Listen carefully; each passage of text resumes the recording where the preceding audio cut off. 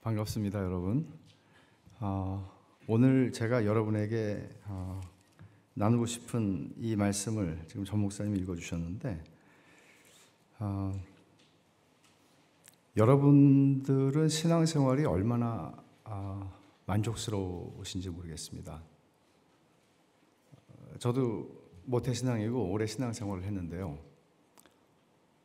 보면 굉장히 만족스럽지 못했던 시절들이 있고 또 만족스러운 때들도 있습니다. 근데 여러분들은 어떻습니까? 동일하지는 않겠죠.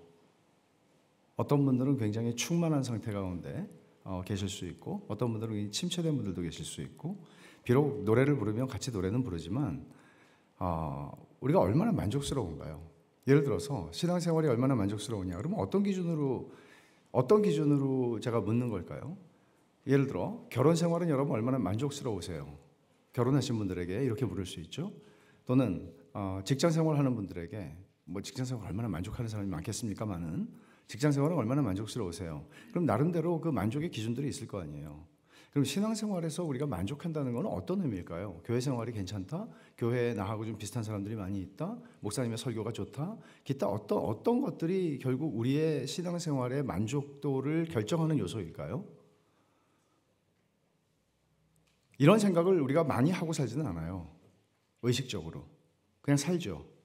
그렇지만 예를 들어 결혼 생활하는 사람들이 10년, 20년, 30년 살아가다 보면 그냥 무덤덤하고 그냥 갈 수 있겠죠. 그렇지만 때때로 결혼 기념일이라고 하는 행사를 그저 아무 의미 없이 지날 수도 있지만, 그때마다 새롭게 내가 20년 전에 혹은 30년 전에 또는 40년 전에 내가 약속했던, 서약했던 그것을 생각하면서 다시 내 아내를 향한 사랑을 불일 듯하게 하기 위하여 그런 할 수 있잖아요. 그 기념일은 그러라고 있는 거예요. 그러니까 하나님께서 우리의 신앙, 구약 성도들의 신앙을 그런 방식으로 우리는 굉장히 익숙해지는 사람들이잖아요. 아무리 좋은 것이 있어도 금방 익숙해지잖아요. 근데 마찬가지로 하나님께서는 우리의 말하자면 하나님께서 어떻게 애굽에서 그들을 구원하여 내시고 홍해를 가르시고 그들을 건너게 하셨으며 그 많은 대적들을 쫓아내게 하셨으며, 그러니까 이런 모든 것들이 언제나 감격은 아니거든요. 여러분 이스라엘 백성들의 삶을 보면 그들은 놀랍게도 홍해를 건넜지만 홍해를 건넌 감격이 며칠 갔는지 여러분 기억하십니까? 3일 갑니다. 광야에서 물이 없으니까 3일 전에 기적을 목격했던 것들이, 그렇게 만족스러웠던 것들이 다 사라져버리는 것이죠. 여러분 그렇다면 여러분 홍해를 건넌 분 계십니까? 홍해 건넌 그런 기적을 경험한 분 계십니까? 3일 간다니까요. 그럼 여러분 우리가 신앙생활을 하면서 만족스럽게 신앙생활한다는 거 얼마나 힘든 일이겠어요. 보통 싸움이 아닌 거죠. 이런 좀 근본적인 생각들을 해볼 때 하나님께서는 이스라엘 백성들에게는 절기들을 주셨잖아요. 절기들. 유월절을 왜 하나님은 유월절을 만사를 제껴놓고 유월절을 지키라고 그러시죠? 그날을 기억하라는 거잖아요. 해마다 그게 오잖아요. 다시 새롭게 하는 거거든요. 어떤 의미에서 성경에는 고난주간을 지키라 그런 말 없습니다. 매 주일이 사실은 그리스도의 고난과 부활을 기념하는 날이죠. 그렇지만 특별히 고난주간이라고 하는 이 고난주간에 한 일주일 정도를 우리의 분주한 삶 속에서 복음을 더 깊이 묵상할 수 있는, 복음을 더 들을 수 있는, 복음은 마치 이런 것 아닙니까? 첫사랑의 이야기, 연애 시절에 가슴 뛰는 이야기, 그것들을 다시 생각하고 30년, 40년이 지나도 같이 아내와 얘기할 수 있다면, 그리고 다시 가슴이 뛸 수 있다면 그건 굉장히 가치 있는 일이 아닙니까? 그래서 믿는 사람들은 언제나 이런 얘기를 하는 거죠. 찬송가 가사에 있는 것처럼 그 복음을 더 들려주세요. 더 들려주세요. 그러면 제 가슴이 뛴답니다. 이게 진짜 신자들 아닙니까? 그렇다면 우리는 이런 생각을 할 수 있죠. 나는 신앙생활에 얼마나 만족하고 있나? 그러면 그 만족은 어디서 오는 건가? 교회가 나에게 만족을 보장해 주나? 천만의 말씀이죠. 그 만족을 보장해 주는 것은 예수 그리스도와 나의 이야기입니다. 그 만족을 보장해 주는 것은 예수 그리스도를 더 아는 것입니다. 더 생각하는 것입니다. 그 모든 만족은 그에게서 나오니까요. 그리고 오늘 우리는 그에 대한 이야기를 나누게 될 것입니다. 이렇게 함으로써 한 주간 동안 복음을 들으면서 우리는 다시 가슴이 뛰기 시작하는, 첫사랑이 어디서 떨어졌는지 생각해 보라고 에베소 교회를 향해서 주께서 말씀하시는 것과 같이 우리들이 다시 그날을 회복할 수 있는 그런 시간이 되면 참 좋겠다는 생각을 하고 오늘 말씀을 전하려고 합니다. 그날 어떤 일이 일어났는가? 그날 그 십자가에서 어떤 일이 일어났는가? 여러분 다 아시죠? 예를 들어서 십자가를 설명하는 성경의 그 구절들은 매우 많습니다. 물론 성경 전체가 십자가를 향하고 있다고 말해도 과언이 아니지만, 그러나 십자가에 대해서 진술하고 있는 구체적으로 그런 구절들은 많습니다. 예를 들어 하나님이 세상을 이처럼 사랑하사 독생자를 주셨으니, 이 말씀도 마찬가지입니다. 십자가의 사건을 바라보고 있는 것입니다. 하지만 문제는 뭔가 하면 어떤 사람은 이 구절 요한복음 3장 16절을 듣고 회심을 했을 수 있습니다. 그러나 세월이 흐르면서 그 말씀이 무덤덤해지는 것이죠. 얼마든지 그럴 수 있죠. 오늘 우리는 다시 한번 오늘 갈라디아서 3장 13절에 있는 말씀을 통해서 그날 어떤 일이, 십자가에서 어떤 일이 일어난 것인가를 다시 한번 생각해 보기를 원합니다. 마치 사도 베드로가 베드로후서를 쓰면서 이런 말을 하죠. 나는 너희에게 다시 생각하게 하려고, 다시 너희들에게 일깨우려고, 다시 생각하게 하려고. 베드로는 새로운 얘기를 쓰려고 하지 않습니다. 그는 이미 우리가 알고 있는 그 복음의 이야기를 다시 생각나게 하고, 다시 깨닫게 하고, 다시 떠올리게 하려고 베드로후서를 씁니다. 성경은 그런 것이죠. 복음은 그런 이야기죠. 여러분, 퀴즈를 하나 내겠습니다. 복음은 뭡니까? 시간이 있으면 제가 종이를 나눠드리고 복음을 한 문장으로 쓰시오. 그러면 얼마나 우리의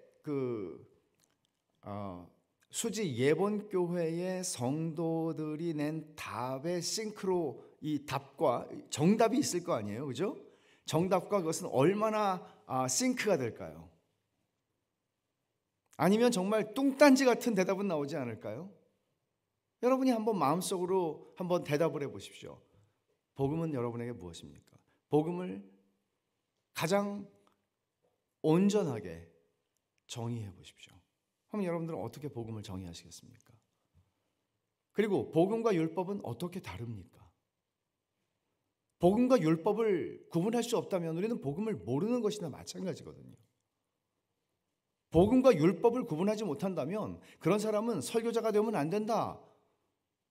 그분 이름은 까먹었지만 그렇게 얘기한 목사님이 있어요. 18세기의 영국 목사님입니다. 찰스 브리지스. 생각이 났습니다. 얼마 전부터 이런 현상이 있더라고요. 이해를 하시기 바랍니다. 저는 복음을 이렇게 이해를 하고 싶어요. 제가 성경에서 배운 바 아주 간단하게 설명하면, 하나님 아버지께서 예수 그리스도 안에서 우리를 위하여 행하신 일, 하나님께서, 더구나 하나님 아버지께서, 성부 하나님께서 성자 하나님이신 예수 그리스도를 통해서 우리를 위하여 예수 그리스도를 통해서 행하신 일, 그리고 조금 더 보태면 성령께서 그것을 우리에게 적용하신 일, 이렇게 말하고 싶습니다. 십자가의 사건을 오늘 본문은 설명을 하려고 바울은 지금 얘기를 하고 있는 거예요. 이거는 갈라디아 사람들이 처음 듣는 얘기가 아니에요. 갈라디아 사람들이 전혀 모르고 있던 얘기를 지금 꺼내는 게 아닙니다. 그들이 알고 있던 얘기를 해요. 왜 그렇죠? 갈라디아 사람들이 분명히 복음을 바울을 통해서 들었습니다. 그러나 바울이 떠나간 뒤에 거짓 교사들이 와서 이상한 소리들을 막 한 거예요. 그러니까 그들에게 복음이 흐려진 겁니다. 그래서 바울은 갈라디아서에서 굉장히 격정적으로 갈라디아서를 시작해요. 다른 복음은 없나니, 다른 복음을 전하는 자가 있으면 내가 와서 너희들에게 다른 복음을 전한다고 할지라도, 천사가 와서 다른 복음을 전한다 할지라도, 다른 복음을 전한다면 그것은 저주를 받을지어다라고 얘기해요. 편지 처음에 바울이 다른 편지들에서 이렇게 시작하지 않거든요. 굉장히 격정적으로 시작을 해요. 다른 복음은 없다. 너희가 들은 복음은 이게 아니잖아 라고 얘기를 하는 겁니다. 저도 오늘 이 말씀을 여러분들이 처음 읽는 말씀이 아니라는 걸 압니다. 교회를 다닌 지, 회심을 한 지 한 2달밖에 되지 않는 분이면 처음 듣는 이야기일 수도 있어요. 그러나 이 이야기를 모르고 회심할 수는 없습니다. 아는 것을 일깨우기를 원합니다. 오늘 바울이 설명하는 십자가의 의미는 무엇입니까? 그리스도께서 우리를 위하여 저주를 받은 바 되사라고 얘기를 하지 않습니까? 먼저 저주를 받았다고 얘기를 하는 거예요. 그리스도께서 저주를 받았다. 근데 저주를 왜 받아요? 저주를 받으실 만한 분이 아닌데, 죄를 알지도 못하셨고 죄를 짓지도 않으셨는데 그분이 저주를 받을 까닭이 없죠. 저주는 언제나 죄의 결과로 주어지는 것이니까 우리를 위해서라고 얘기하고 있죠. 근데 저주를 받았다는 이 단어를 한번 생각해 보십시오. 오늘 제가 설교를 하는 설교의 제목도 우리의 저주를 해결했단 말이에요. 그리고 저주라고 하는 것은 우리의 죄와 연결된 개념이고, 저주라는 것은 율법과 연결된 개념이에요. 예를 들어서요, 인간이 얼마나 저주를 두려워하는가. 그러니까 인간이 범죄한 존재이기 때문에, 죄인이기 때문에 본질상 태어날 때부터 죄성이라고 하는 DNA를 가지고 태어나기 때문에 인간이 가지고 있는 그 저주에 대한 두려움이 많죠. 그러니까 온갖 사이비, 이단, 기타 종교들이 인간들에게 접근할 수가 있는 겁니다. 여러분, 과거에 제 기억에 30년 정도 됐는데요. 30년 전쯤에 한국 교회에 정말 불티나게 팔린 기독교 서적이 하나 있었습니다. 가계의 저주라고 하는 책이에요. 들어보셨어요? 읽어보셨어요? 가계의 저주, 가계에 흐르는 저주. 네가 아무리 예수를 믿어도 소용없어. 네 집안에 흐르는, 조상 때부터 네 집안에 흘러오고 있는 저주를 끊어내야 돼. 네가 예수를 믿어도 소용없어. 이 저주를 끊어내는 뭔가를 하지 않으면 네 자식도 저주를 받는 거고, 네 자식의 손주들도 저주를 받는 거고, 그 저주를 끊어내야 돼. 여러분, 이 책이 왜 많이 팔렸을까요? 저주의 문제에 우리들은 걸려 있거든요. 두렵거든요. 사람들이 왜 돈 1,000만 원씩 내고 굿을 하죠? 21세기에? 저주의 문제 때문입니다. 두려운 겁니다. 이 저주가 혹시 여러분, 우리는 그게 우리의 디폴트 값이에요. 율법이라고 하는 이 인과율. 예를 들어서 생각지도 않은 어려운 문제가 우리 집안에 생겼어요. 생각지도 않은 어려운 문제가 생겼어요. 평탄한 삶을 살았는데 생각지도 않은 문제가 생겼어요. 그러면 사람들이 대부분 교회를 몇 년 다녔느냐 뭐 이런 걸 떠나서 사람들은 대부분 이런 생각을 하더라니까요. 목사님, 내가 결혼하기 전에 지은 죄가 있는데 하나님께서 이것을 심판하시는 것 같아요. 마치 그 요셉의 형들이 애굽에 와서 어려움을 당하면서 마치 그들이 옛날의 죄를 생각해내는 것처럼 말이죠. 우리에게는 이런 게 있단 말이에요. 그럼 말하자면 이것은 저주와 연결되어 있는 개념이거든요. 이것이 언제나 틀린 건 아니에요. 그러나 우리는 기본적으로 그런 기본값을 가지고 있어요. 그럼 여러분, 이런 두려움에서 우리들은 어떻게 해방될 수 있습니까? 예를 들어서 여러분의 삶이 지금까지 평탄한 분 안 계시겠죠?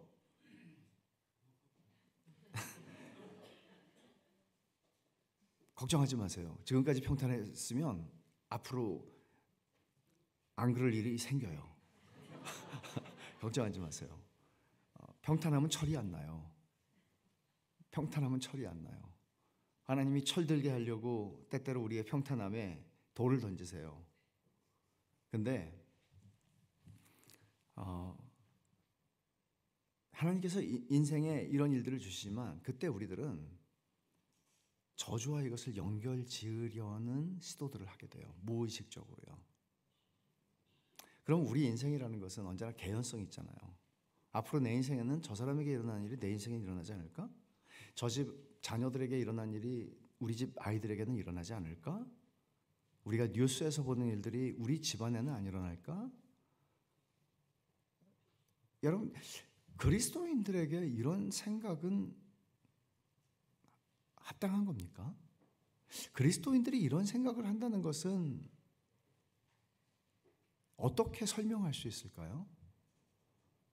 말하자면 그리스도인들이 이런 생각을 한다는 것은 우리의 믿음과 모순되는 일이거든요, 사실은. 우리가 하나님을 믿는 신앙이라고 하는 것과 이것은 이런 두려움들, 이런 것들은 우리의 삶에, 우리의 의식 속에 양립할 수 없는 것이거든요. 그럼 이런 우리 모든 인생들이 가지고 있는 이런 두려움의 문제들, 이런 것들을 우리는 어떤 방식으로 처리하나요? 그런 생각의 찌꺼기들을 어떻게 처리합니까? 예수를 믿는다는 것의 장점, 예수를 믿는다는 것이 우리에게 주는 혜택, 예수를 믿는다는 것이 그저 죽어서 천국 가는 것 말고 이 땅을 사는 동안 70을 살던 100세를 하던 우리가 이 땅을 사는 동안 우리에게 주는 유익이라는 것은 어떤 것입니까? 우리가 우리의 삶에는 그저 장밋빛 주단이 깔려 있는 길을 걸어가는 것이다. 그리스도인의 삶에는 고난이 없다. 그리스도인들은 암에 걸리지 않는다. 그리스도인들에게는 교통사고가 없다. 그런 겁니까? 하나님은 그렇게 약속하신 적이 없지 않습니까? 그렇다면 예수를 믿는 것의 유익은 무엇이죠?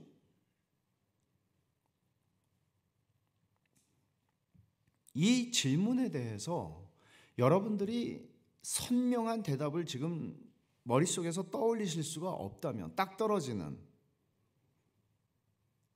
답이 딱 떨어진다고 해서 인생에 더 이상 질문이 없는 건 아니에요. 그렇지만 딱 떨어지는 대답을 여러분들이 제가 묻는 질문에 대해서 속으로 그 대답을 주실 수 없다면 여러분들은 되게 불안한 상태에 계신 것이고, 여러분들은 하나님께서 복음 안에서 우리들에게 주신 것을 아직 누리지 못하는 것입니다.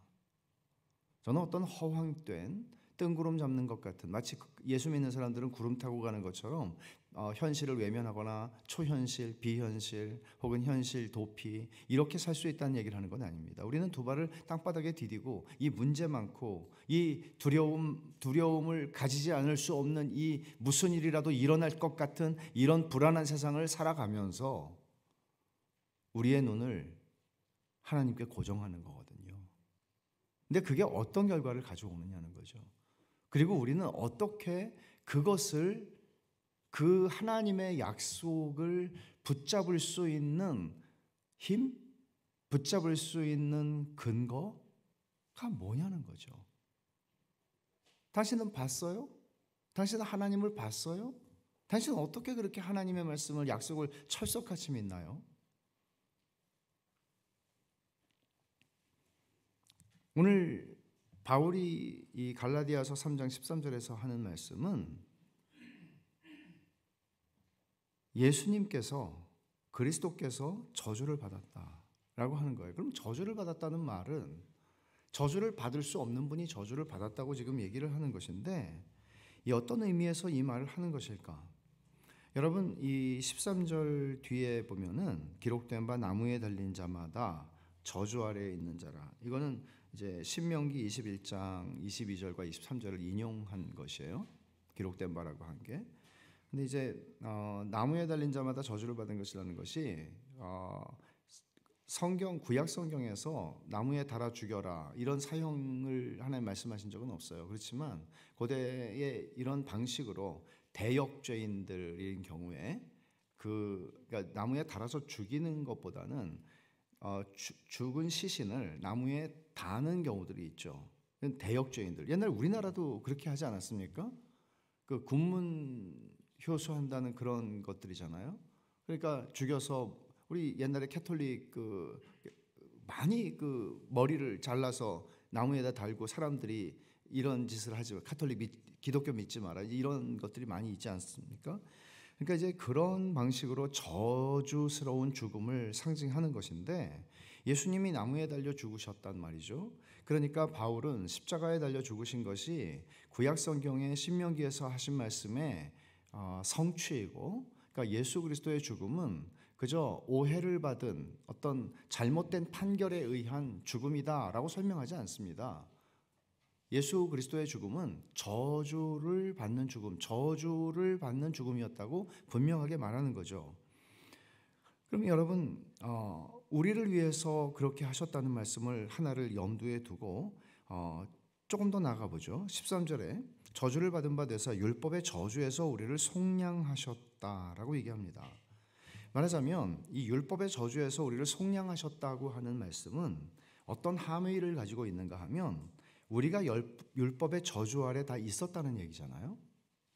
지금 저와 여러분들이 이렇게 멀쩡하게 우리가 다 생기지 않았습니까?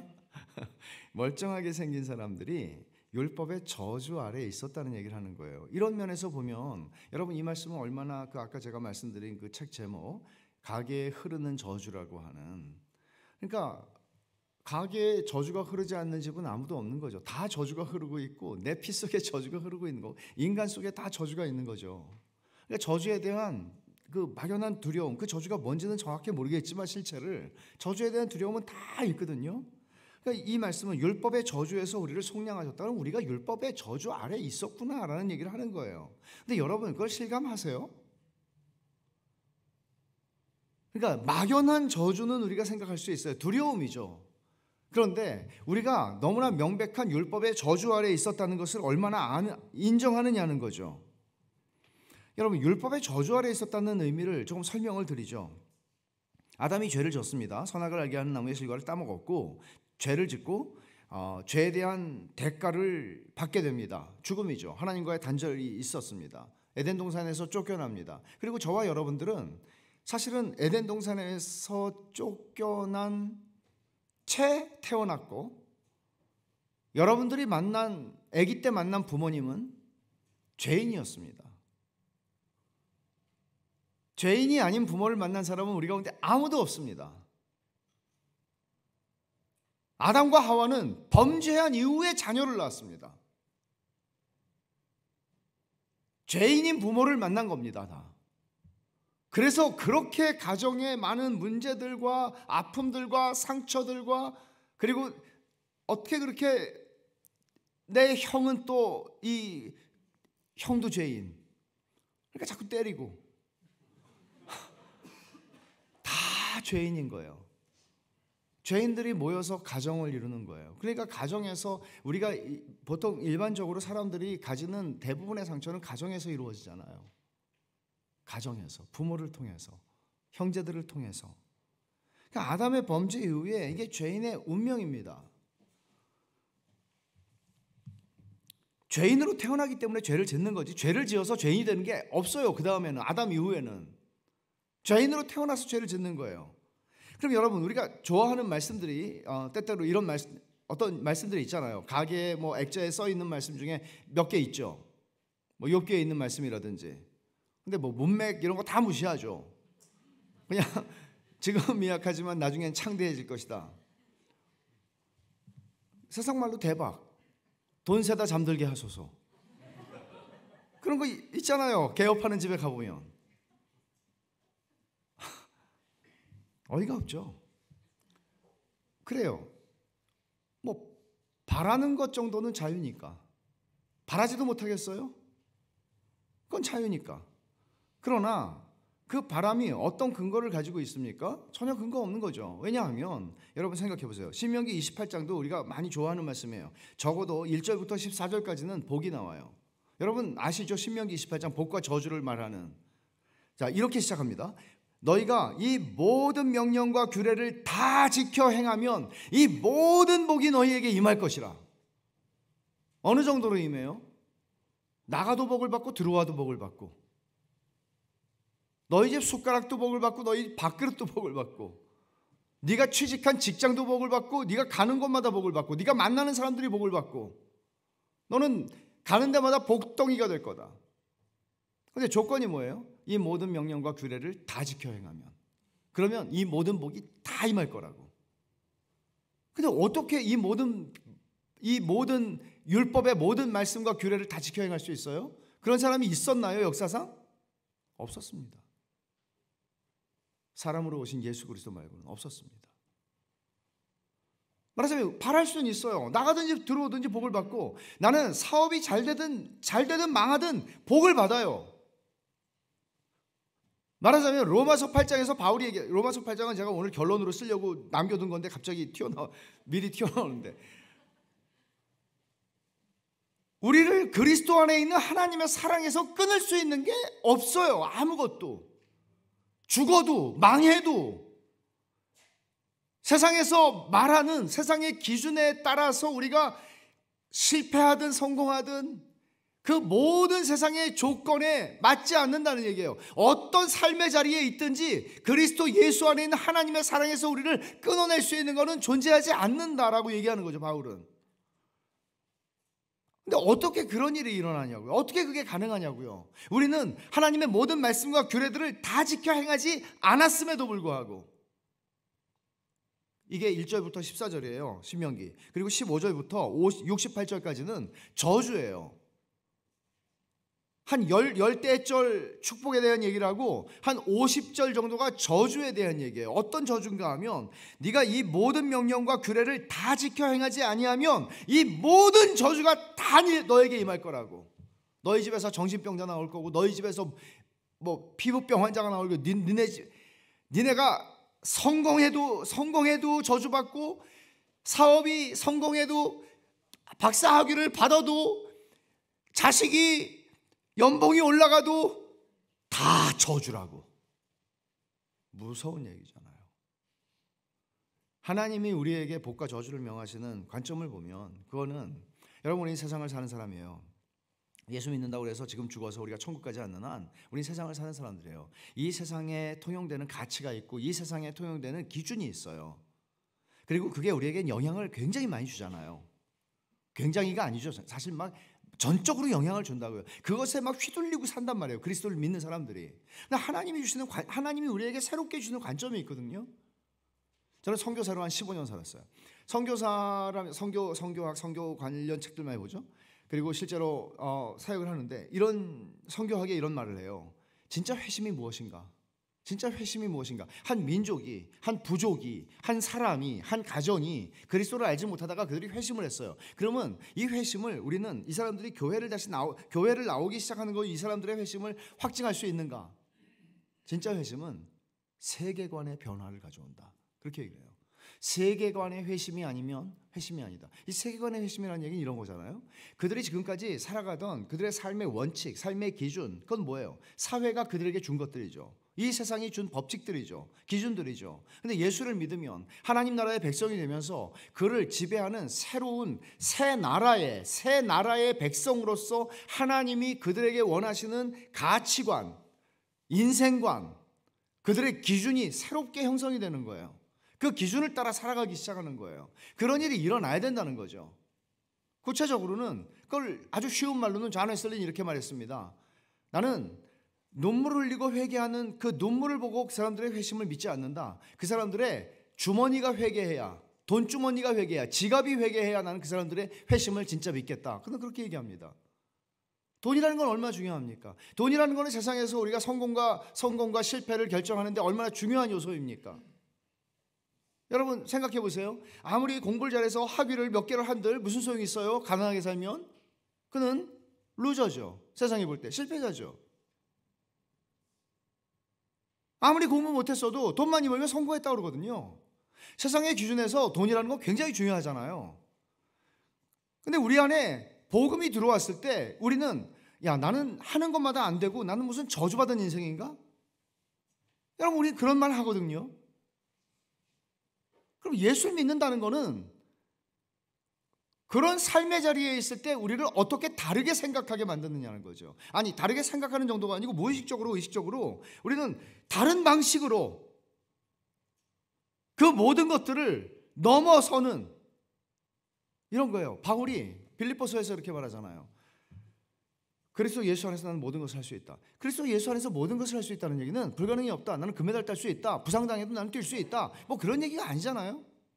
그 바로 앞에서 그는 이렇게 얘기하잖아요. 나는 부에도 처할 줄 알고 가난에도 처할 줄 알고. 그래요. 바울은 얼마나 부자가 된 적이 있는지는 모르겠지만 여튼 그는 자기의 삶의 환경이 때로는 이렇게 나에게 주어질 때도 있고 이렇게 주어지지 않을 때도 있고 찌그러질 때도 있고 사방으로 우겨쌈을 당할 때도 있고 그럴 때가 많이 있었습니다. 그러나 그 모든 환경이 자신의 삶과 자신의 의식과 자신의 생각과 자신의 마음을 좌우할 수 없다는 얘기를 하는 거잖아요. 근데 그 비결이 뭐죠? 그리스도 예수 안에 있는 자에게는 결코 그리스도 예수 안에서 내가 모든 것을 할 수 있느니라. 그리스도죠. 그 사람은 뭔가를 알았던 거죠. 그리스도의 아까 우리가 부른 노래처럼 그리스도의 이름의 능력이 무엇인지를 그는 경험했던 거죠. 하고 있었던 거죠. 그래서 그는 감옥 안에서 빌립보서를 쓰면서 기뻐하십시오. 다시 말하노니 기뻐하십시오. 제가 이렇게 말하는 게 조금도 힘들지 않습니다. 여러분 기뻐하십시오 라고 얘기하지 않습니까? 이렇게 말하는 바울은 감옥 안에 있었지만 바울에게 우리가 물어볼 기회가 있었다면 선생님 신앙생활에 만족하세요? 그럼 그는 뭐라고 얘기했을까요? 예수 믿고 내 인생 찌그러졌지. 예수 믿기 전에 잘 나갔었거든. 넌 예수 믿지 마. 만나려고 만난 게 아니야. 그냥 만나줬어. 나 별로 만나고 싶진 않았어. 근데 만나줬어. 우리 다 그런 사람들이에요. 여러분 만나려고 만난 분 계세요? 없어요. 만나진 거예요. 뜻밖의 예기치 않게. 근데 그 사건이 우리에게 저주였냐고요.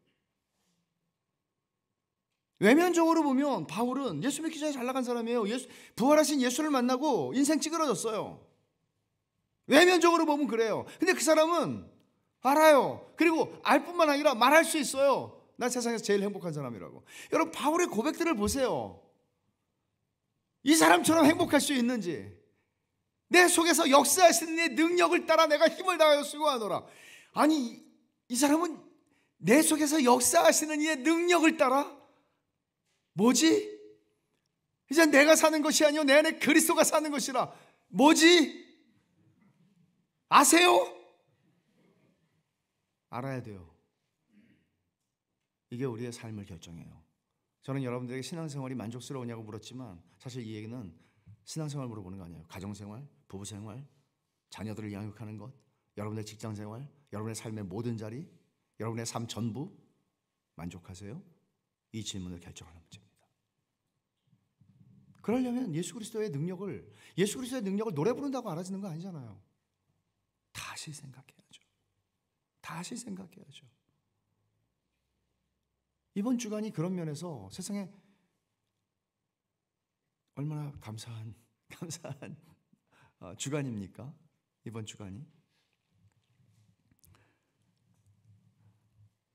여러분 율법의 저주에서 우리를 속량하겠다 그럴 때 율법이 하는 일을 우리는 좀 알 필요가 있습니다. 그러니까 율법이 하는 일은요 정죄하는 일이죠. 왜냐하면 여러분 법이 하는 일이 뭐예요? 율법은 자취하더라도 우리나라에 뭐 형법, 민법, 법들이 있잖아요. 법이 하는 일이 뭐예요? 죄인 찾아내는 거 아니에요. 네? 정죄하는 거예요. 이 몇 항 몇 조에 의하면 당신 죄인입니다. 이거 하는 거죠. 재판장에서 맨날 그 싸움하는 거 아니에요?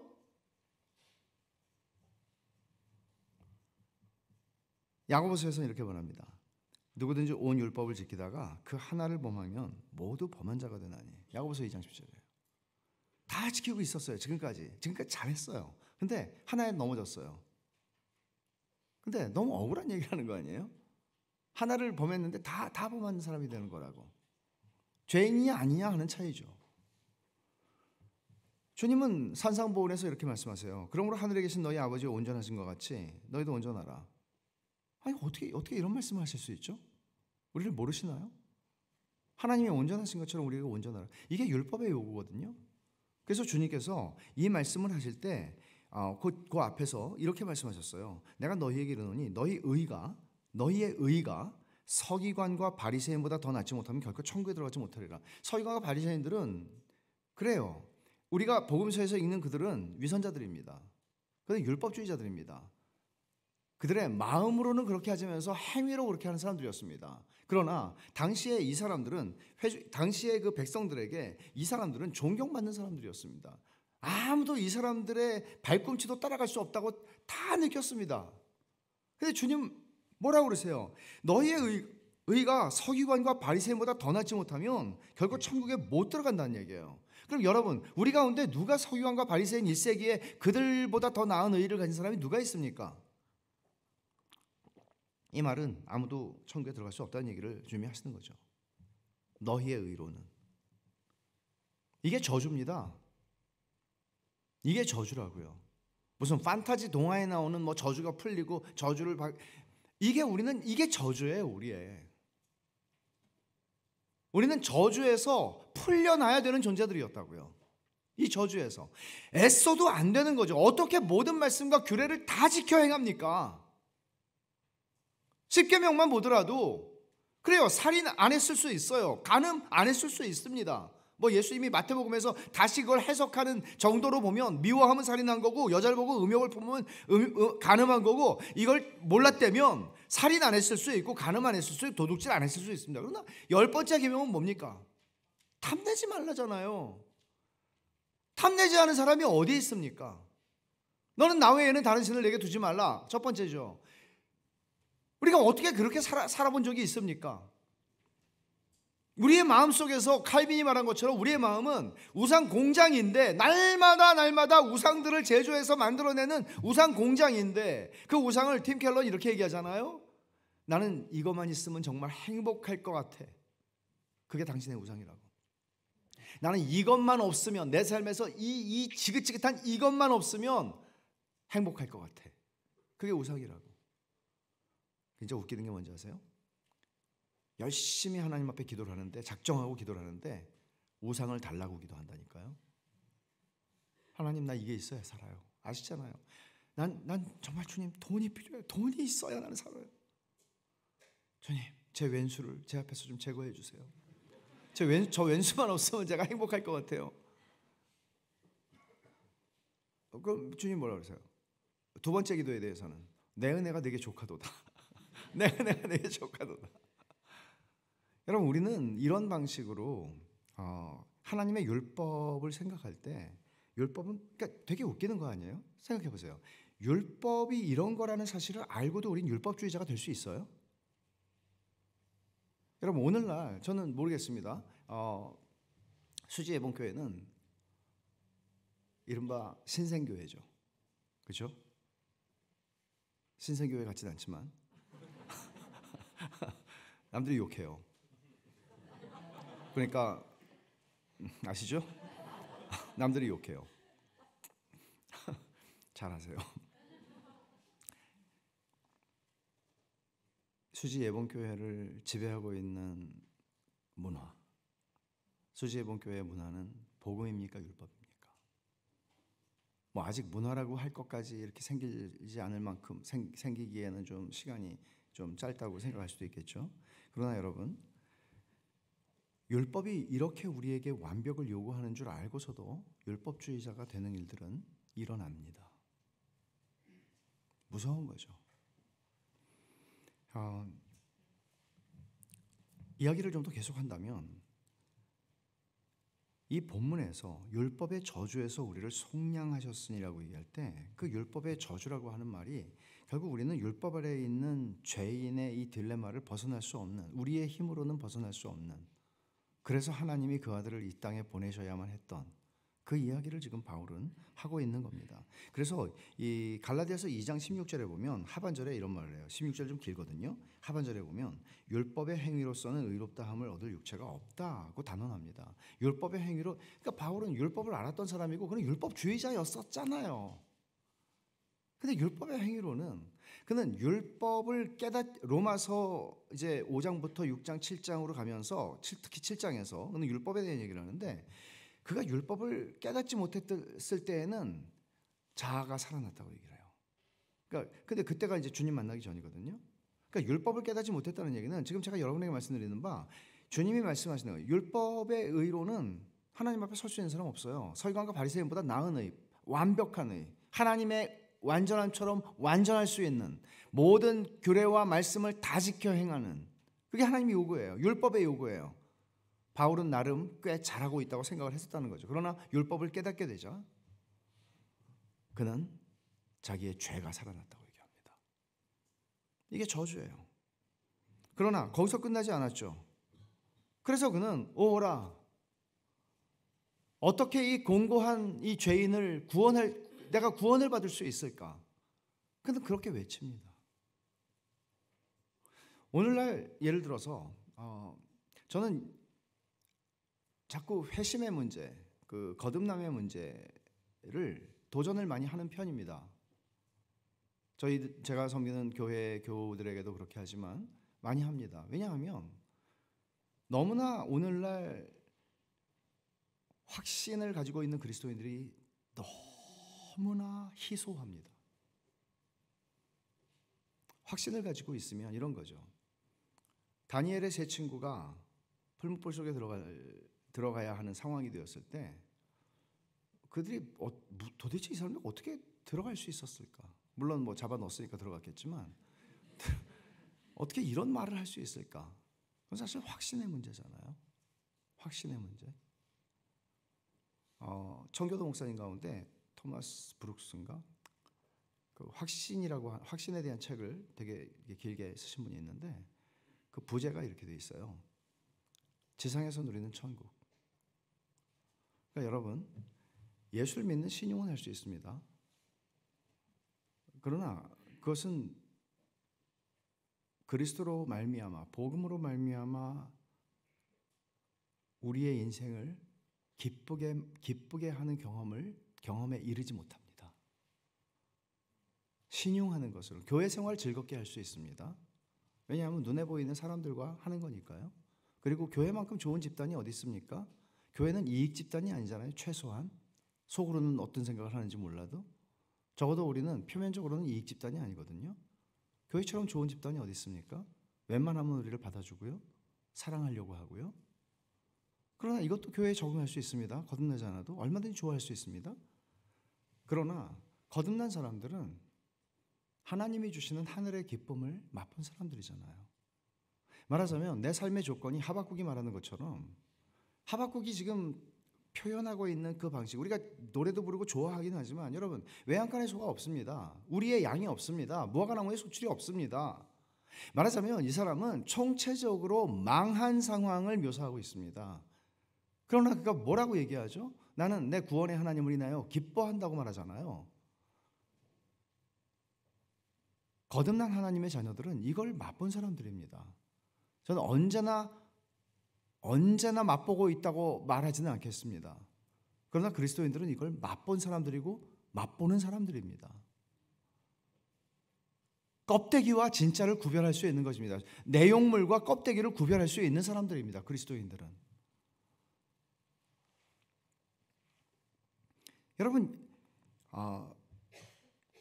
예수님이 받으신 저주라고 할 때 우리에게는 이 배드 뉴스죠. 사실 율법의 행위로서는 의롭다함을 얻을 육체가 없다. 2장 16절, 갈라디아 2장 16절의 말씀은 배드 뉴스예요. 나쁜 소식이라고요. 그러나 이 나쁜 소식에 대해서 지금 좋은 소식을 지금 바울이 13절에서 얘기하고 있는 거예요. 굿 뉴스를 얘기하고 있는 거예요. 조금 아까는 배드 뉴스를 얘기하고 지금은 굿 뉴스를 얘기하는 거예요. 굿 뉴스는 뭐예요? 예수 그리스도가 우리를 위하여 저주를 받은 바 되사 우리를 율법의 저주에서 건져내셨다, 속량하셨다고 얘기를 하는 거예요.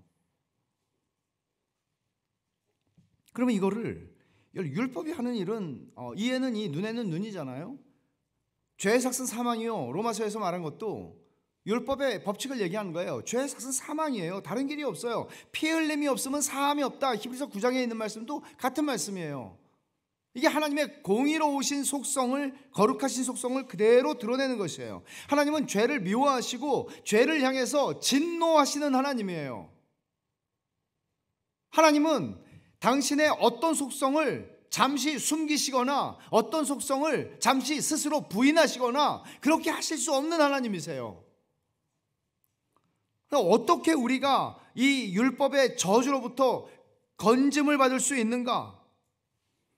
우리는 거기서 십자가에서 주님이 하신 일을 보게 되는 거죠. 주님이 십자가에서 하신 일뿐만 아니라 하나님 아버지께서 십자가에서 하신 일을 보는 거죠. 예수님만 하신 게 아니거든요. 성부 하나님이 하신 일을 보는 거예요. 엘리 엘리 라마 사박다니, 나의 하나님 어찌하여 나를 버리셨나이까. 예수님은 기도하실 때 엘리라고 부르지 않았어요. 하나님을. 예수님은 언제나 아바라고 부르셨어요. 아버지라고 부르셨다고요. 근데 여기서 처음으로 예수님은 엘리, 나의 하나님, 나의 하나님이라고 부르세요. 이 어떤 차이가 있어요?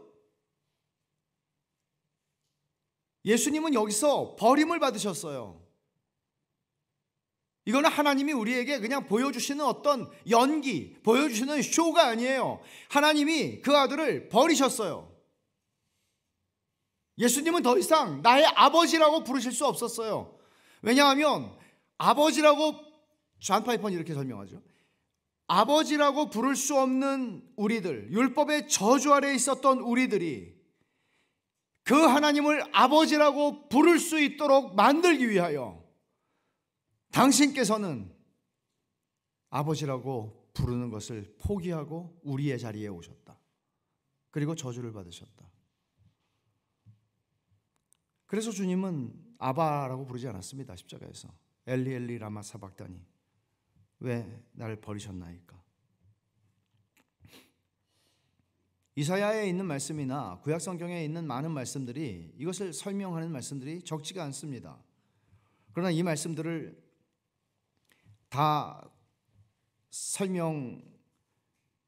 목사님은 저에게 60분 플러스 알파라고 얘기했어요. 근데 제가 옛날에는 2시간도 하고 3시간도 했거든요, 설교를. 근데 지금은 다리가 후들후들 걸려가지고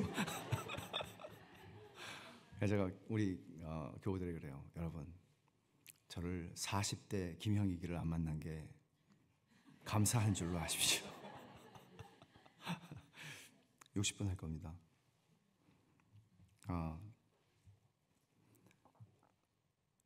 여러분 외우시는 말씀들 가운데 그런 성경 구절들이 있잖아요. 그 중에 아주 기본적인 성경 구절, 많은 분들이 외우시는 말씀이 로마서 5장 8절이에요. 우리가 아직 죄인 되었을 때 그리스도께서 우리를 위하여 죽으심으로 하나님께서 우리에 대한 자기의 사랑을 확증하셨느니라. 그러니까 우리는 십자가를 보면서 하나님이 당신의 사랑을, 우리를 향한 당신의 사랑을 확증하셨는데, 그러니까 십자가는 하나님이 날 사랑하신다는 증거잖아요. 그렇죠? 증거인데 문제는 여기 포인트, 이 부분을 주목해야 돼요. 우리가 아직 죄인 되었을 때 그렇게 하셨다는 거죠. 그러니까 우리가 하나님에게 미운 물건이었을 때, 하나님께서 우리를 향해서 진노를 쏟아 붓고 싶은 대상이었을 때, 하나님이 우리를 향해서 저주를 바라시고 싶으셨던 그런 대상이었을 때 하나님이 십자가를 통해서 우리를 사랑하심을 증명하셨다고 얘기를 하는 것입니다. 그러면 우리는 이 본문을 그렇게 읽어야 되는 거죠. 갈라디아서 3장 13절을 율법의 저주에서 우리를 속량하셨으니 라고 하는 말. 그러면 우리가 죄인 되었을 때 하나님이 저주를 받아야 할 우리를 대신하여 우리를 위하여 저주를 받은 바 되사, 우리를 위하여 저주를 받은 바 되사, 그럼 우리가 받아야 할 저주를, 우리가 하나님의 저주와 진노를 받기에 합당한 존재였음에도 불구하고 우리를 속량하기 위하여, 무엇으로부터? 율법의 저주로부터 속량하기 위하여 우리를 위하여 엉뚱하게 그리스도에게 저주를 부으셨다고 얘기를 하는 것이죠. 그 말씀은 여러분 로마서 6장 6절 한 구절을 한번 찾아서 읽겠습니다. 로마서 6장 6절 대단히 로마서 6장 다 중요하지만 6장 6절을 보시면 우리가 알거니와 우리의 옛사람이, 여러분 잘 읽으시면서 보세요. 옛사람이 무엇을 의미하는지 이해하셔야 돼요. 우리의 옛사람이 예수와 함께 십자가에 못 박힌 것은 죄의 몸이 죽어 다시는 우리가 죄에게 종노릇하지 아니하려 함이니. 지금 우리가 죄에게 종노릇하는 것 자체가 율법의 저주 아래, 저주의 마법에 걸려있는 상태인 거예요. 그러니까 죄를 안 지려고 해도 죄를 안 질 길이 없습니다. 이게 저주예요. 그런데 율법의 저주에서 우리를 속량하셨다고 얘기하잖아요. 그거를 로마서 6장에서 바울은 다른 문맥 속에서 바울은 우리의 옛사람이 예수와 함께 십자가에 못 박혔대요. 그러니까 예수님이 2000년 전에 팔레스타인의 언덕에서 십자가에 죽으셨죠. 십자가에 매달려 죽으셨습니다. 저주의 죽음을 죽었습니다. 그런데 바울은 지금 이렇게 얘기하는 거예요. 너희와 나, 우리들의 옛사람이 그리스도가 십자가에 지금 로마에 있는 그리스도인들은 100% 그날 팔레스타인에 있었던 사람도 있을 수는 있겠지만 100% 예수님을 못 본 사람들이에요. 본 적이 없어요. 그 자리에 있지 않았어요. 근데 지금 바울은 이렇게 얘기해요.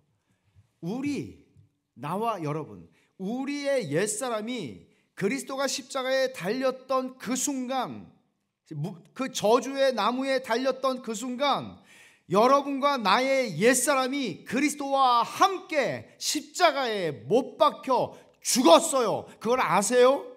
이렇게 묻는 거예요, 이게. 그러면 질문은 이거예요. 옛사람이 뭐죠? 여러분, 우리는 21세기 사람들입니다. 20세기에 태어난 사람들도 있지만 우리는 어쨌든 21세기를 살고 있습니다. 2000년이 지났습니다. 그리고 우리는 한반도에서 안 태어나신 분도 계실 수 있겠지만 우리는 대부분 이 땅에 살고 있는 사람들이에요. 이스라엘하고 우리는 너무나 동떨어진 사람들이에요. 근데 그날 예수님이 십자가에 못 박힌 그날 나와 관련된 어떤 사건이 일어났다고 얘기하는 거잖아요. 지금 바울은 우린 존재하지도 않았는데, 이렇게 바울은 21세기에 한국에 살고 있는 나와 2000년 전에 유대에 살고 있었던 한 유대인과 그의 죽음을 연결하고 있는 거예요. 물론 그분은 예수 그리스도, 완전한 하나님이시고 완전한 사람이시고 성자 하나님이십니다. 우리의 옛사람이 예수 그리스도와 함께 십자가에 못 박혔다는 말에서 바울은 어떤 걸 말하고 싶었던 것일까요? 우리의 옛사람. 그러면 이런 생각하기 제일 딱 떠오르는 생각이 이런 거죠. 나의 그 못된 성질, 나의 정욕, 나의 그 예수 믿기 전에 그 성품. 그러나 그런 얘기 아닙니다. 그런 얘기 아닙니다. 이 문맥을 보면 5장부터 쭉 이어지는 문맥을 보면 바울은 지금 어떤 얘기를 하고 있냐면 우리의 옛사람이라고 하는 표현은 아담과 연합되어 있던 옛사람입니다. 아담과 여러분, 이 연합이라고 하는 이 표현은 굉장히 중요한 표현이고 우리의 구원을 설명하는 데 있어서 저는 신학교 때도 이걸 몰랐어요. 그리고 목사가 된 다음에도 몰랐어요. 그리고 교회를 저는 모태신앙으로 교회를 평생을 다녔는데도 교회에서 들어본 적이 없어요. 우리의 구원을 설명해주는 개념들은 성경에 참 많아요. 근데 이 모든 것들을 총체적으로 가장 크게 이 모든 것들을 한꺼번에 설명해주는, 그리고 가장 영광스러운, 제가 생각할 때에는 가장 영광스러운 표현은 뭔가 하면 우리의 구원을 설명해주는 가장 영광스러운 그 개념은 예수 그리스도와의 연합이라는 것입니다. 이 말은 쉽게 설명하면 이런 거죠. 우리가 예수 그리스도를 믿게 되었을 때 바울은 6장에서 세례에 대한 얘기를 쭉 하면서 한번 보세요. 6장 3절 로마서 6장 3절 무릇 그리스도 예수와 합하여 세례를 받는 우리는, 여러분 이 합하여라는 말은 한국말에 없는 말입니다. 이런 식의 표현은요. 근데 번역을 이렇게 해야 돼요. 번역을. 그럼 이게 무슨 의미예요? 여러분이 세례를 안 받으신 분도 계시겠지만 세례 받기를 사모하십시오. 그리스도 예수와 합하여 세례를 받았어요? 세례의 의미를 설명하는 거잖아요. 이거는 이런 말이에요. 우리가 성삼위 하나님의 이름으로 세례를 받아요. 그러면 세례를 받는다는 것은 우리는 예수 그리스도 속으로 세례를 받는 거예요. 예수 그리스도 속으로 들어가는 거예요. 예수 그리스도와 연합이 되는 거예요. 마치 결혼을 할 때 결혼 서약과 결혼식을 통해서 우리가 부부가 한 몸이 될지니라고 말하잖아요. 그와 같이 여러분, 연합을 설명해주는 인간 사회의 가장 좋은 개념은 결혼입니다. 성경은 이렇게 말하죠. 너희는 한 영이 될지니, 그렇게 말하지 않아요? 한 몸이 될지니라고 말해요. 둘이 한 몸이 될지니. 근데 여러분, 한 몸이 되는 걸 문자적으로 믿으면 우리는 결혼할 때 싱글 베드를 사야 되잖아요. 싱글 침대를 사야 되잖아요. 왜 큰 침대가 왜 필요해요? 한 몸인데. 어떤 의미에서 하나님이 이렇게 말씀하시죠? 바울이 에베소서 5장에서 부부에 대한 얘기를 쭉 하다가 나 지금 부부 얘기하는 게 아니고 사실은 그리스도와 교회에 대해서 말하고 있어. 기억하시죠? 그리스도와 연합한다는 얘기는 하나님께서 우리를 보실 때 그리스도와 어떻게 연합해요? 믿음으로 그리스도와 연합하는 거예요.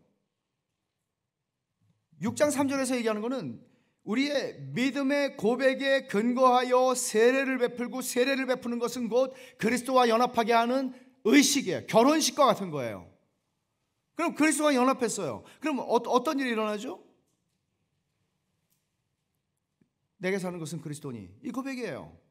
근데 하나님의 관점에서 볼 때 우리는 여전히 정말 이리 비틀 저리 비틀하면서 우리의 인생길을 살아가요. 오늘도 우리는 믿음을 지키지 못했어요. 오늘도 우리는 넘어졌어요. 실패했어요. 그러나 하나님이 우리를 보실 때 어떤 관점으로 보시는가 하면, 그리스도와 연합한, 믿음으로 연합한 신자들을 보실 때 그 사람의 믿음이 얼마나 크냐, 그 사람이 얼마나 신실한 삶을, 믿음으로 말씀에 순종하는 삶을 살아가고 있느냐, 얼마나 훌륭한 제자냐, 이 모든 걸 떠나서 그 사람이 겨자씨만한 믿음이라면, 하나님이 겨자씨만한 믿음이라면 산이 바다에 빠진다고 그랬잖아요. 그거는 믿음의 크기를 말하는 게 아니에요. 니네 믿음이 진짜 믿음이라면 구원의 역사가 일어난다는 얘기예요. 진짜 믿음이, 아무리 겨자씨만한 믿음이라도 큰 믿음으로 구원받지 않아요. 겨자씨만한 진짜 믿음이 필요해요. 큰 가짜 믿음이 필요한 게 아니에요. 진짜 믿음이 필요해요. 그 진짜 믿음으로 어떤 일이 일어나요? 하나님 앞에서 그리스도와 우리가 연합하는 거예요. 그리스도와 연합하면 하나님은 그 다음부터 우리를 보실 때, 범죄하고 넘어지고 실패하고 실수하고 그런 우리를 보실 때 하나님은 어떻게 보시냐 하면 그리스도를 보시듯이 보세요. 어마어마한 얘기예요. 이거는 믿을 수 없을 만큼 좋은 얘기예요. 믿을 수 없을 만큼 굿뉴스예요. 말도 안 되는 얘기예요. 이 복음의 관점은 결국 우리가 이 복음의 렌즈를 통해서 나 자신을 보는 연습을 해야 하고 그것에 익숙해져야 되는 거예요. 그게 그리스도인의 삶이에요. 그리스도인의 삶은 그 복음의 렌즈로 자기 자신을 보는 일을 계속하면서 하나님이 우리를 변화시켜 가시는 거예요. 그 모습에 걸맞도록. 이게 복음이에요. 그럼 그 일이 어떻게 일어나느냐고요? 믿음으로 일어나요. 뭘 믿음으로? 어떤 일이 일어났는지를 알아야죠. 복음이 무엇인지를 알아야죠. 복음의 내용을 알아야죠. 그러면 바울이 얘기하는 거 6절에서 우리의 옛사람이 예수와 함께 십자가에 못 박혔다. 아담과 연합해 있었어요. 그리스도와 연합하기 전에 우리는 아담과 연합한 사람이에요. 내가 선악과를 따먹지 않았지만 아담이 선악과를 따먹었지만 내가 아담이 선악과를 따먹은 그 죄 안에 내가 있었단 말이에요. 아담을 우리의 머리로 창조하셨으니까요. 우리가 구원받는 것도 여러분들이 십자가에서 율법의 저주를 받지 않았습니다. 이렇게 말하잖아요. 아니, 원죄는 무슨 놈의 원죄입니까? 내가 선악과를 따먹었습니까? 맞아요. 그렇지만 우리는 아담과 연합한 존재들이었어요. 아담 안에 있었다고요, 우리가. 근데 여러분, 그러면 여러분들이 그 죄값을 치렀습니까? 그러면 지금 이 자리에 있을 수 없습니다. 우리는 처참하고 수치스러운 죽음을 죽고 영원한 지옥에 들어가야 합니다. 그러나 우리는 그렇게 하지 않았습니다. 그 일을 조금도 행하지 않았습니다. 벌을 조금도 받은 게 없습니다. 그러나 예수 그리스도께서 우리를 위하여 저주를 받은 바 되사 예수님이 다 받았습니다. 그리고 그를 믿는 자들에게 예수 그리스도의 의가 우리의 것이 되도록 만드셔서 우리를 의롭다고 하시고, 불경건한 자들을 의롭다고 하시고, 서기관과 바리새인의 의는커녕 미치지도 못하는 불완전한 인생 가운데 살아가는 우리들을 하나님께서는 서기관과 바리새인이 그들의 힘으로 율법의 행위로 만들어낼 수 있는 의와 비교가 될 수 없는 의로움을 그리스도께서 순종하심으로 이루신 하나님의 의를 우리에게 거저 주십니다. 이게 복음입니다. 그래서 하나님은 우리를 그리스도를 보시듯 봅니다. 여러분, 안 믿으시는군요. 안 믿는 게 당연합니다. 믿어지지 않으니까요.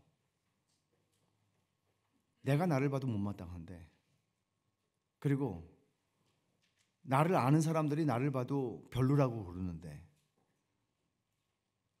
완전하신 하나님이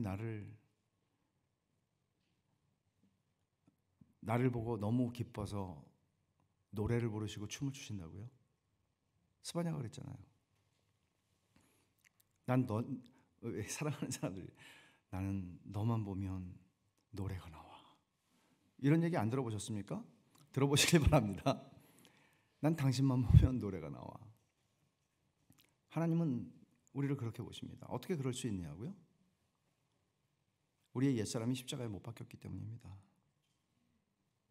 아담과 연합되었던 우리가 예수 그리스도와 함께 십자가에서 죽었습니다. 2000년 전에. 그러니까 여러분, 이것은 하나님에게 가능한 일입니다. 우리들은 이거는 얼토당토하는 일이죠. 그러나 하나님께서 창세전에 우리를 택정하셨다고 얘기를 하죠. 에베소 1장 3절에서 창세전에 우리를 아셨다고 얘기하죠. 예수님을 십자가에 못 박으실 때 김형익의 옛사람이 예수 그리스도의 십자가에 같이 못 박혀 죽었다고 얘기하는 거죠. 그 옛사람은 어떤 옛사람이에요? 율법의 저주를 받아야 하는 옛사람입니다. 그런데 그리스도께서 우리를 위하여 저주를 받은 바 되사라고 얘기하는 거죠. 왜? 율법의 저주에서 우리를 속량하려고. 여러분들이 십자가를 보실 때 어떤 생각하십니까? 십자가를 머릿속으로 생각할 때 여러분들은 어떤 생각을 하십니까? 십자가에서 우리는 로마서 6장 6절하고 갈라디아서, 물론 그 말씀만 있는 건 아니죠. 3장 13절을 생각해야 합니다. 나의 옛사람이 그리스도와 함께 십자가, 그날 내 운명이 바뀌었어. 우리가 태어나기 전에요. 그래서 하나님은 우리를 죄를 지은 적이 없는 존재로 보십니다. 왜 그렇게 할 수 있느냐고요? 우리가 옛사람이 죽은 것도 마찬가지지만 우리는 이렇게 시간이라고 하는, 시간을 떠나서 우리는 생각할 수 없는 존재들입니다. 60분이 다 됐네요. 마치겠습니다. 한 조금만 더 하고요. 우리는 전부 역사도 그렇고 연표라는 게 있잖아요. 연표를 이렇게 뭐 옛날에 공부할 때 외우잖아요. 우리는 언어도 그래요. 우리 언어는 시제가 있잖아요. 시제가 없는 언어는 없습니다, 여러분. 인간의 동물의 언어가 있는지 모르겠지만 동물의 언어는 시제가 없을 가능성이 있는데 인간의 언어는 어떤 나라, 어떤 민족의 언어든지 시제가 있습니다. 시제 변화가 없는 언어는 있습니다. 인도네시아 말. 인도네시아 동사는 시제 변화가 없어요. 그래서 3달 배우면 물건 깎을 수 있습니다. 언어의 은사가 없는 사람들이 인도네시아 선교사 하면 돼요. 근데 시간 부사가 있어요. 그러니까 시제가 없는 언어는 존재하지 않는 거예요. 이 말은 무슨 말인가 하면 우리는 전부 시간을 가지고 사고를 한단 말이에요. 그러나 하나님은 영원하시고 무한하시고 불변하신 하나님이다. 영원하다는 개념은 어떤 개념이죠? 하나님은 시간이 늘어나는 게 아니고 시간이 존재하지 않는 거예요. 우린 설명 못하죠. 경험 안 해봤으니까. 그러나 이건 있죠. 우리는 내가 10살 때는 이렇게 못났지만 20살 때는 훌륭해졌어. 40살 때는 더 나아졌어. 이렇게 얘기할 수 있어요. 그러나 하나님은 우리는 이렇게 시간을 10살 때 20살 이렇게 보지만 예를 들자면 하나님은 이 끝에서 우리의 영화롭게 완성된 구원의 그 완성품을 보시고 이렇게 보시는 거예요. 그러면 여러분 어떻게 되겠어요? 이런 생각만 하더라도 하나님은 예수 그리스도로 말미암아 우리를 율법의 저주에서 속량하신 그 완성품, 성화가 죽음과 더불어 완성된 상태, 그리고 더 나아가서 부활의 몸을 입어 우리의 구원이 완성된 최상의 상태. C.S. 루이스는 이렇게 얘기하더라고요. 우리가 그날 서로 못 알아볼 거라고. 나야 나 그러는데 진짜 아니에요. 못 알아볼 거라고. 너무나 영광스러운 모습으로 그의 형상으로 변화되어 있어서.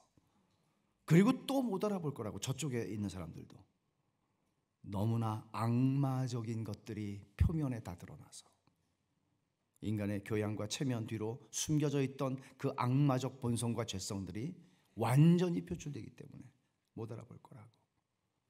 하나님은 그 모습을 보고 계시는 거예요. 그렇다면 여러분 이 정도 생각할 수 있죠. 하나님이 완성된 우리의 모습을 보시면 오늘 또 넘어지고 또 깨지고 그렇게 살아요. 근데 하나님이 보실 때 이건 뭐죠?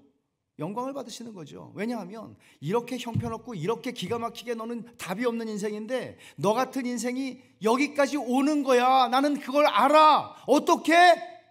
너의 훌륭함이 아니라 예수 그리스도가 너를 율법의 저주에서 속량하기 위해서 나무에 달려 저주를 받았기 때문이야. 이 얘기를 하는 겁니다. 그러니까 여러분, 우리는 이것을 날마다 자신에게 복음을 전하는 사람들로 살아가야 합니다. 여러분을 좌절하게 하고 여러분을 낙심하게 하고 여러분들을 인생이 내가 예수 믿는데 왜 이렇게밖에 안 돼? 라고 생각하는 일들이 우리 인생에는 허다하게 일어납니다.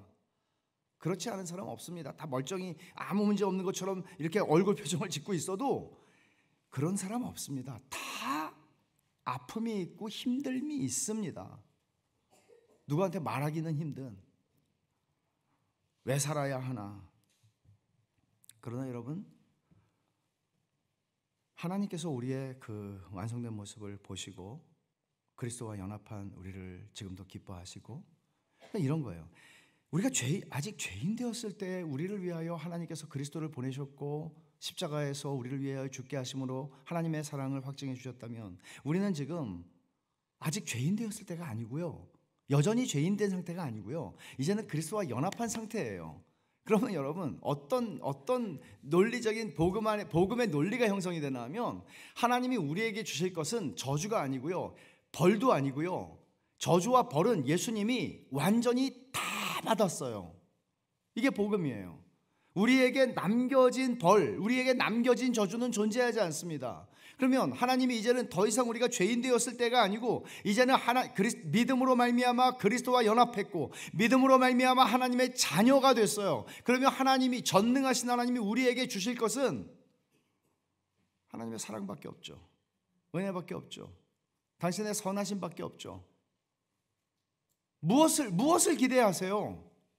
여러분들은 이게 아까 신명기 28장에서 읽은 말씀을 성취하는 거예요. 신명기 28장은 정직하게 우리가 읽으면 난 저주받은 인생이구나, 저주에서 풀려날 수가 없구나. 그러나 예수 그리스도의 복음, 십자가의 복음을 통해서 신명기 28장을 다시 읽으면 그 나머지 50절에 해당하는 게 나의 이야기구나가 된단 말이에요. 복밖에는 받을 게 없어요. 하나님이 우리에게 사랑과 선하심과 은혜밖에는 주실 게 없어요. 그럼 어떻게 되는지 아세요? 여러분들이 사업에 실패하든, 여러분들이 어떤 일에서 좌절을 하든, 여러분의 삶의 한가운데에 고통스러운 문제가 있든 없든, 이 모든 것들이 하나님의 은혜라고요. 하나님의 선하심의 표현이라고요. 아주 단순 논리를 하나를 말씀드릴게요. 정말 너무 이게 심플하진 않지만, 일반적으로 삶이 왜 내게 고난이 있는가, 이렇게 설명할 수 없는 고난이 있는가, 이렇게 드라마에서나 볼 수 있는 고난이 왜 내 삶에 있는가 라고 생각하는 사람이 있다고 합시다. 그러면 그가 하나님을 믿습니다. 그가 그리스도와 연합한 사람입니다. 어떻게 설명할 수 있죠? 그래도 하나님은 오라, 이게 답이 아니에요. 보세요, 하나님 전능하시죠. 전능하십니다.